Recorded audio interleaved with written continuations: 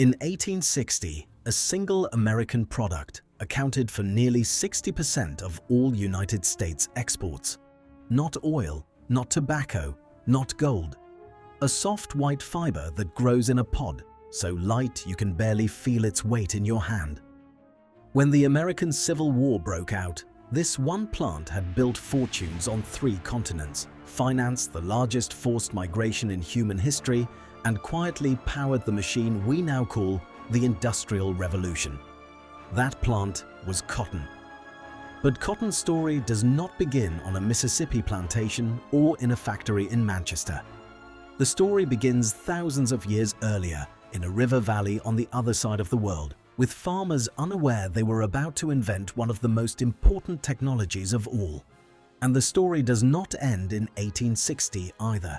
It is still being written today, in cotton fields on 4 continents, in the closet of almost everyone watching this video, and in the water tables of a sea that no longer exists.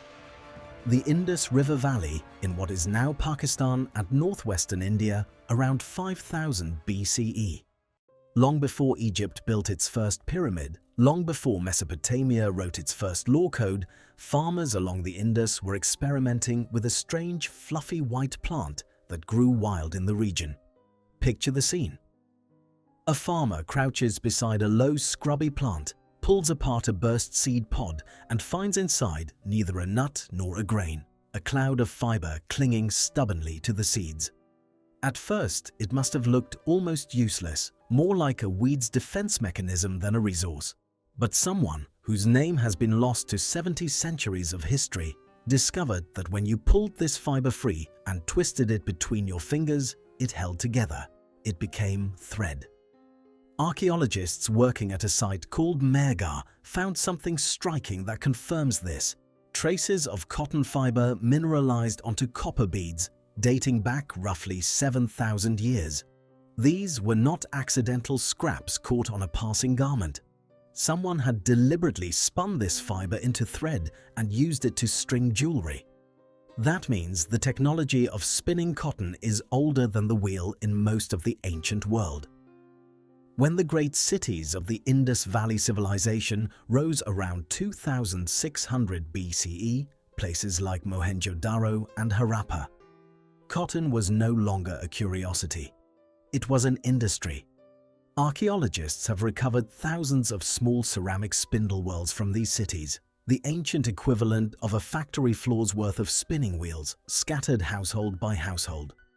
The people of the Indus Valley had figured out something the rest of the ancient world had not: how to turn a fragile plant fiber into a durable, washable, comfortable cloth that could be dyed in brilliant indigo and madder red, wearable in the brutal heat of the South Asian summer, durable, washable, and comfortable. Wool made you sweat. Linen was labor-intensive to produce, stalk by stalk, retted and beaten by hand. Cotton was neither. It was, in almost every practical sense, better. And the people of the Indus Valley had a 7,000-year head start that would echo through every empire that ever existed on this planet. Word of this fabric did not stay confined to South Asia. When the Roman Empire reached its peak, Indian cotton textiles flowed west along overland trade routes and across the Arabian Sea, and Roman elites could not get enough of them. The historian Pliny the Elder complained bitterly about the flow of Roman gold and silver eastward in exchange for what he considered frivolous luxuries. Indian muslins so fine that Roman writers described them as woven wind, fabric that could be pulled entirely through a finger ring. A toga made of the finest dyed and embroidered Indian cotton could cost more than a skilled laborer earned in a year. This was not a minor trade imbalance. Some ancient-era economists estimated that Rome's appetite for Indian textiles, spices, and luxury goods drained a meaningful share of the empire's precious metal reserves every single year, gold and silver sailing east on the monsoon winds and never sailing back. Cotton, quite literally, was helping to bankrupt Rome one bolt of cloth at a time. After Rome's collapse, the flow of cotton did not stop. It simply changed hands. Arab traders and later the vast trading networks of the Islamic Golden Age carried Indian and Egyptian cotton across the Mediterranean into Europe. This was accompanied by advances in irrigation, dyeing, and weaving techniques, advances that would themselves transform European textile production centuries later. The word itself tells this story. The English word cotton comes from the Arabic word coton. This word passed into Old French as coton, and from there into English. Every time you say the word cotton, you are speaking a small fragment of medieval Arab trade history, a linguistic fossil of a supply chain that once stretched from Gujarat to Cairo to the ports of southern Spain. For nearly 1,000 years, one basic fact of the global economy held true. If you wanted fine cotton cloth, you bought it from India or from merchants who had bought it from India. For most of this period, Europe was not a producer but a customer, sending wool and silver east and receiving cotton, spices, and dye in return. Meanwhile, on the other side of the planet, something extraordinary was happening.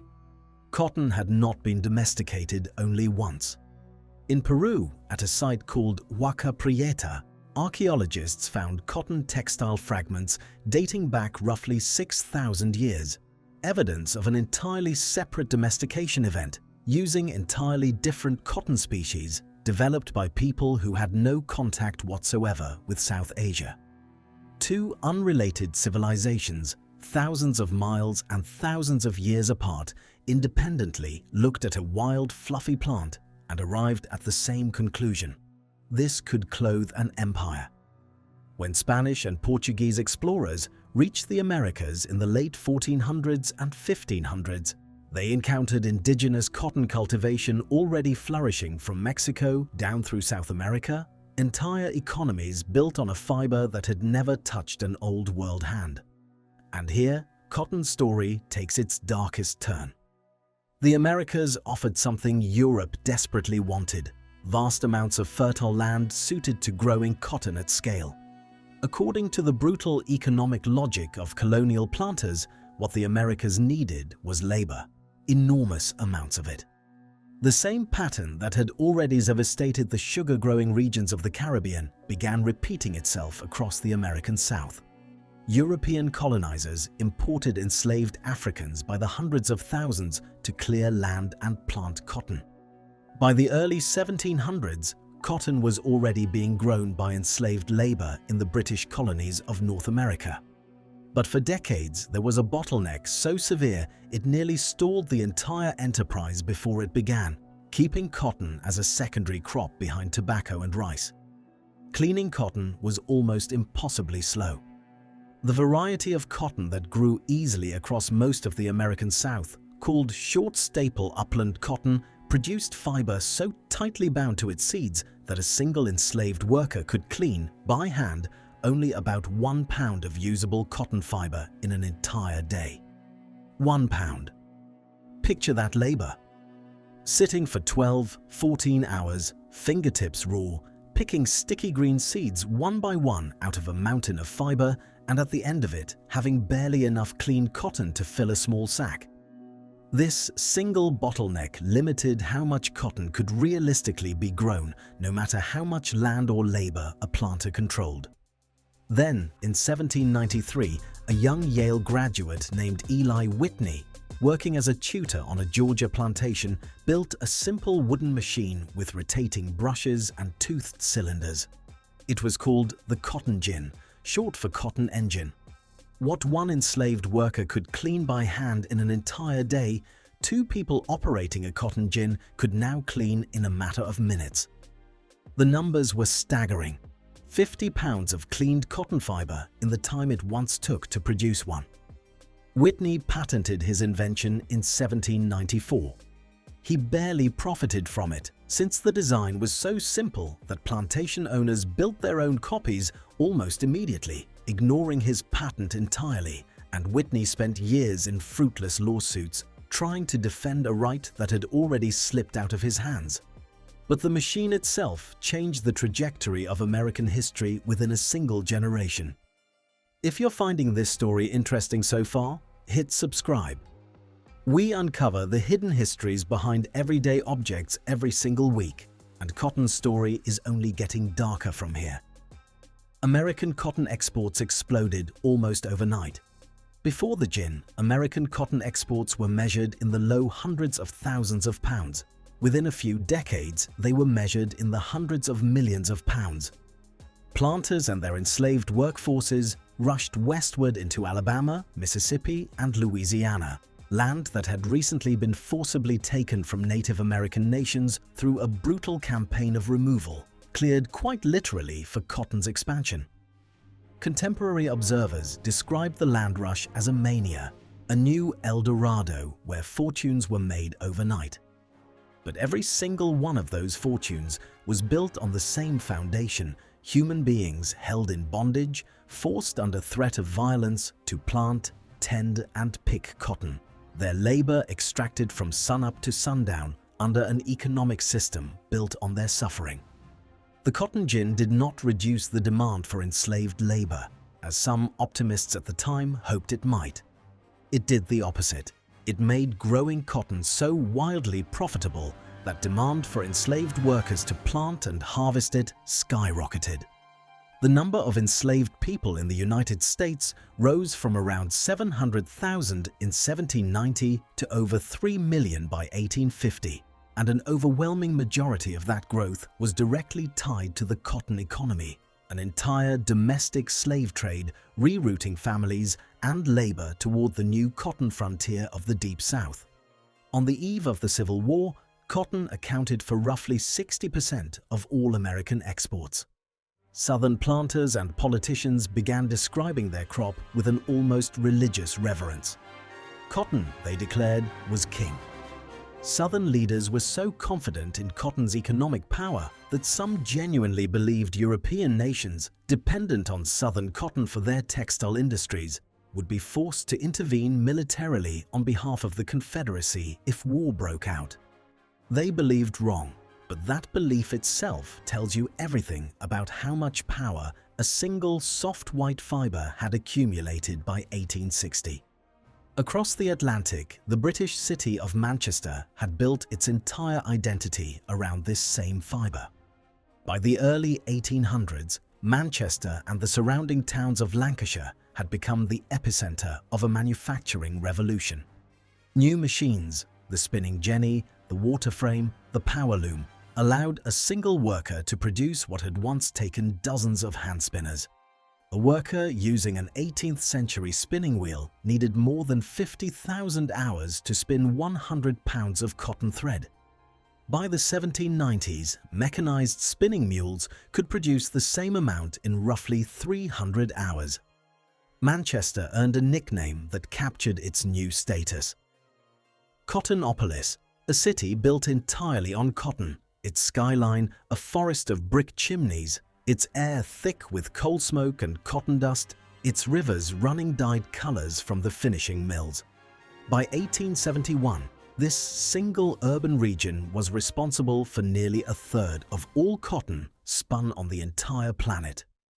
But almost none of the raw cotton feeding these mills came from Britain itself. The overwhelming majority came from the American South, picked by enslaved hands, shipped across the Atlantic, and spun into cloth by British factory workers, many of them children as young as 7 or 8, crawling beneath moving machinery to clear jammed threads because their small bodies fit where an adult's could not. And here is the part that reveals just how deliberately this system was engineered.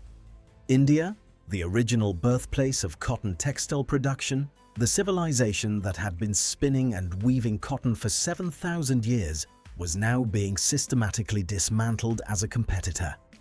British colonial administrators imposed heavy tariffs and outright bans on finished Indian cotton textiles entering British markets, while simultaneously flooding Indian markets with cheap, machine-made British cloth. Indian handloom weavers, whose ancestors had clothed the Roman Empire, could not compete with steam-powered factories thousands of miles away. Millions of skilled Indian weavers lost their livelihoods within a few generations, an entire craft tradition unraveling within a single lifetime. India's share of the global economy fell from roughly a quarter of world output in 1750 to a tiny fraction of that by the mid-1900s. The birthplace of cotton had, through deliberate policy, been transformed into a supplier of raw material for someone else's factories. This is not an accident of history. It was a strategy, and generations of Indian economists and historians would later describe it in a single blunt phrase: deindustrialization by design. But Manchester's dependence on a single, distant, politically volatile source of raw cotton eventually turned into its own catastrophe. When the American Civil War broke out in 1861, the Union Navy imposed a blockade on Confederate ports, choking off roughly 95% of the raw cotton that had once flowed to British mills. By October of 1861, Lancashire's mills began shutting down one after another, machinery falling silent in towns that had known nothing but the roar of spinning frames for 2 generations. Within a year, unemployment in the region had climbed so severely that some estimates place it at 60% of the entire textile workforce. This catastrophe became known as the Lancashire Cotton Famine. Hundreds of thousands of workers who had never grown a stalk of cotton in their lives, who had never crossed the Atlantic, found their entire livelihoods destroyed by a war being fought over the very institution, slavery, that had picked the cotton that employed them. Soup kitchens opened across Lancashire. Families sold their furniture, then their clothing, then their wedding rings, just to eat. And here the story takes an unexpected, almost noble turn. Despite facing starvation, eviction, and desperate poverty, cotton workers in Manchester organised a mass meeting at the Free Trade Hall in December 1862 and voted to publicly support the union's fight against slavery, the very institution whose collapse was starving their own families. Abraham Lincoln personally wrote to the workers of Manchester thanking them for their sacrifice, calling it an instance of what he termed the cause of human freedom, and describing their action as an example of sublime Christian heroism.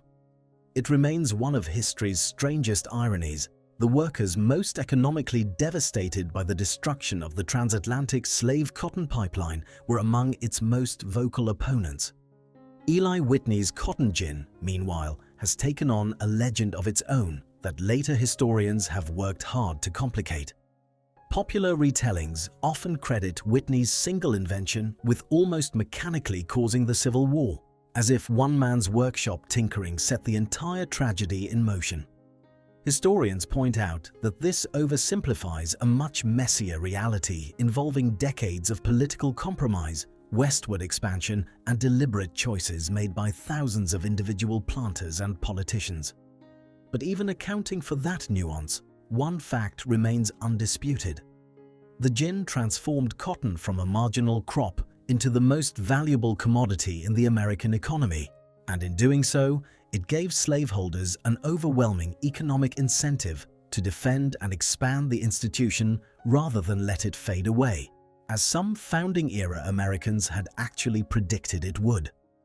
By 1850, cotton represented roughly half of the entire American gross domestic product, more valuable than every railroad and manufacturing company in the country combined. A machine designed to save labor time ended up entrenching one of history's cruelest labor systems more deeply than ever. A mechanical irony that historians still argue about today. Cotton's power to divide a nation did not end with slavery, and it did not stay confined to the 19th century. Nearly 200 years after the gin, cotton reignited a fierce debate in the very country where its story began. In 2002, after years of legal battles, the Indian government approved the commercial planting of genetically modified Bt cotton, seeds engineered by the American agribusiness company Monsanto, to produce their own internal pesticide against a devastating pest called the bollworm. The technology spread with astonishing speed. Within roughly a decade, Bt cotton covered the overwhelming majority of India's cotton fields, and yields, by many measures, rose dramatically, helping transform India from a cotton importer into one of the world's leading exporters. But alongside that success came a wave of devastating stories. Activists and journalists reported that the price of genetically modified seed had climbed steeply since Monsanto's entry into the market, and that farmers in rain-fed regions, dependent entirely on unpredictable monsoon rains rather than irrigation, were falling into ruinous debt buying expensive new seed every single season, unable to save and replant as their ancestors had for millennia. When a crop failed, some farmers, trapped with no way to repay moneylenders, took their own lives, often by drinking the very pesticide meant for their fields. The story spread around the world through documentaries and headlines. Genetically modified cotton, it was said, was driving a suicide epidemic across rural India. The reality, researchers later found, is far less simple than that narrative suggests. Multiple academic studies, including reviews by international agricultural research institutions, found no consistent statistical link between Bt cotton adoption and suicide rates, and some research suggested Bt cotton actually reduced pesticide costs and increased farmer income on average, while acknowledging that farmer suicides in India were a real and tragic crisis, driven by a tangle of older causes: drought, debt, land fragmentation, and the collapse of public agricultural support systems that long predated any genetically modified seed.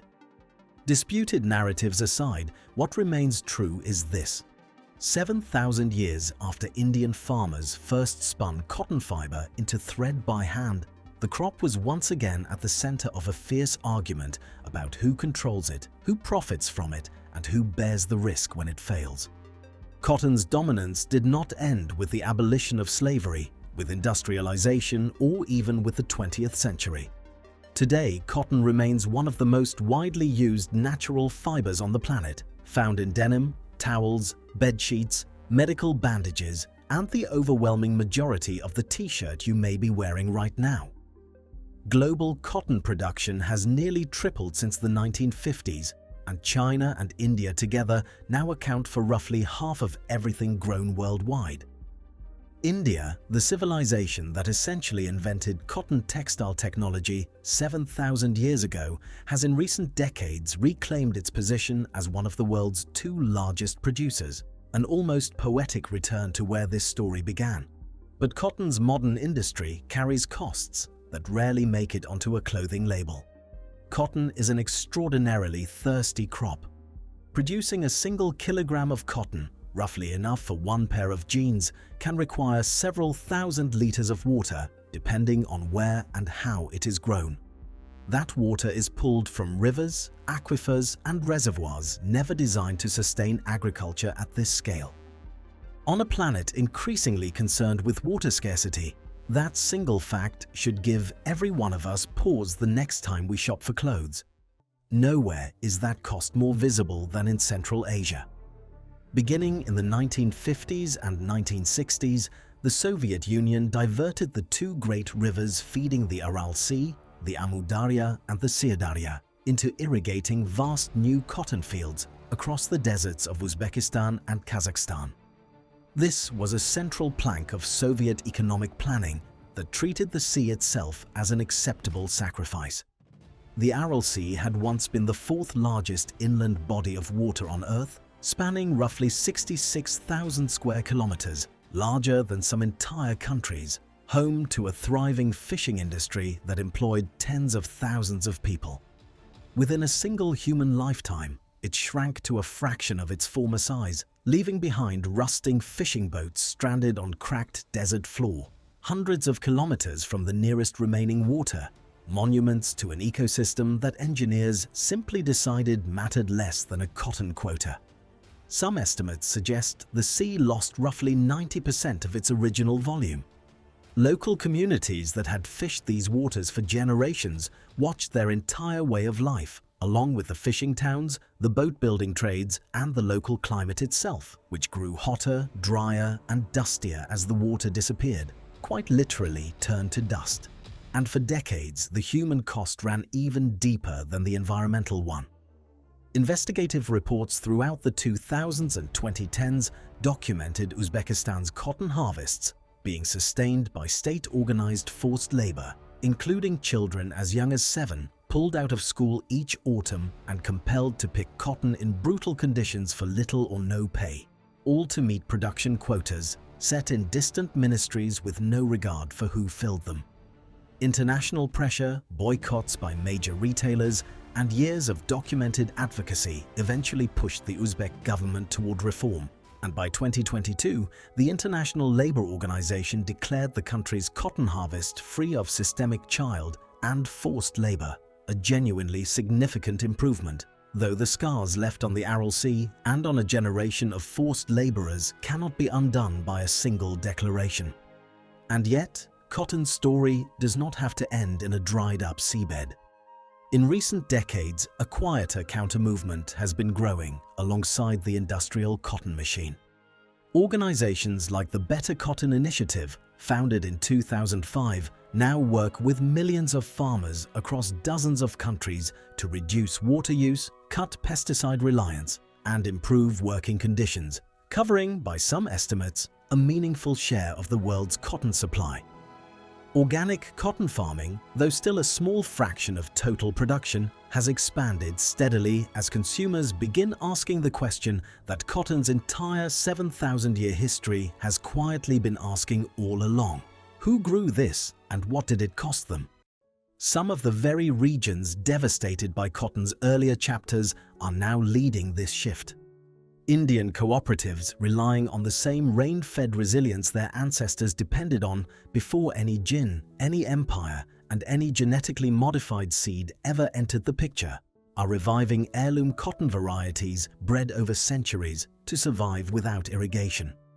The plant that once demanded an ocean's worth of exploitation is, in small but growing pockets, being grown again the way it was grown at the very beginning, by farmers who know their soil, saving their own seed season after season. Cotton's story stretches across 7,000 years, 6 continents, and nearly every major turning point in the history of the modern world.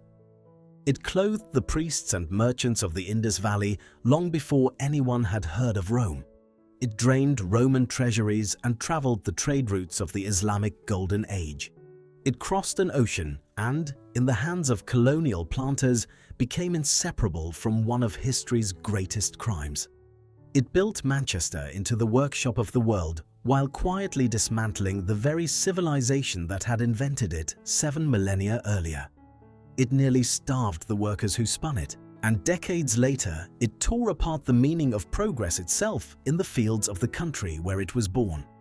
Right now, on the other side of the planet, it is still soaking up rivers to end up as the shirt on your back, and right now, it is still being grown in scattered fields from Gujarat to Texas by people trying to write a better version of its next chapter. A soft, unassuming plant fiber, light enough to float on a breath of wind, has shaped empires, fueled wars, and reorganized the global economy not once, but repeatedly for 7,000 years. And it is still doing it today, quietly in your closet, waiting to be noticed. If this story changed the way you look at the clothes in your closet, hit subscribe. We uncover the hidden histories behind everyday things every single week, and there's a lot more coming. Let us know in the comments. Which part of Cotton's story surprised you the most?